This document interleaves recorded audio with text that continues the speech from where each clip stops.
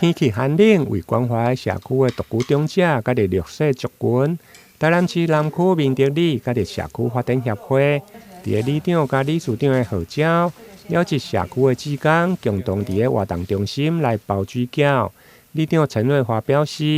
因為目前正是高麗菜盛產的季節，包水餃不但會用來幫助農民，而且可用來送予社區的長輩，表達關懷。因為現在高麗菜非常的好吃，也要響應農民這麼辛苦的種菜，然後再來呢，因為我們的關懷據點都會來做關懷我們的獨居長輩或中低收入戶的這些關懷用戶，所以呢，借由這樣包水餃的一個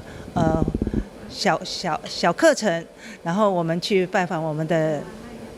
長者，然後表達我們一點心意。我想新的一年懷着感恩的心來謝謝我們的長輩一路上對我們里辦公處還有關懷據點還有社區發展協會的支持，那就借一個小小的心意來大大的關懷。這個活動包水餃，還有由我們志工一起來把這個完成，然後把這個水餃分送給我們社區的長者，然後或是獨居的，大家都有那種向心力，一起來完成。大家也都是包得很高興，每個人包的樣式都不同，可是也代表着我們大家每一個人的愛心。社區準備了20多斤的料以及10斤的水餃皮，因為兩隻皮無夠，上午大約包了600多粒的水餃，分別送予社區的長輩、獨居長者、甲佇弱勢族群，一直到中晝才全部來包完。而且現包現煮，